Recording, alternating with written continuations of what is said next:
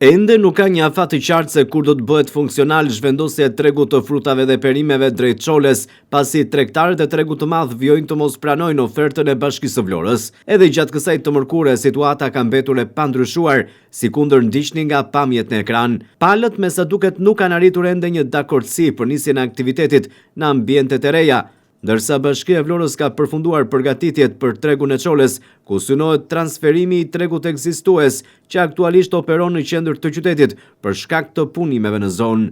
Investimi ka përfshirë sistemin e hapësirave për krijimin e kushteve bazë për zhvillimin e aktivitetit tregtar. Megjithatë, duket se në unanimitet të plot, tregtarët e tregut të madh shprehen skeptik për funksionalitetin e tregut të Çoles. Ata thonë se ambienti nuk ofron garancinë e nevojshme për të ushtruar normalisht aktivitetin e përditshëm. Në ditën e dytë të mbylljes së tregut të frutave dhe perimeve në qendër të qytetit të Vlorës dhe në përcaktimin nga bashkia të këtij vendi këtu ku unë gjendem në tregun e Çoles, vazhdon të mos ketë asnjë tregtar që të jetë transferuar këtu. Me sa duket, nuk po e mbështesin ende propozimin që u është dhënë për të ardhur në këto ambiente, të paktën për një vit, derisa të përfundojë rehabilitimi i të gjithë territorit që gjendet tregu i madh në qendër të qytetit. Por se sa do të vazhdojë kjo situatë mbetet për t'u parë, dhe nëse tregtarët do të dorëzohen apo jo për t'u bashkuar këtu me tregtarët e Çoles në këto tezga, që në fakt janë bërë gati, por që po qëndrojnë bosh.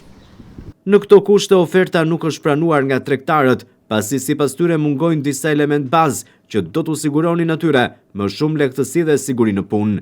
Ndër shqetësimet kryesore që ngrihen nga tregtarët e tregut të madh, përmendet infrastruktura e paplot, organizimi i hapësirave dhe mungesa e kushteve ndihmëse për transportin dhe ruajtjen e produkteve.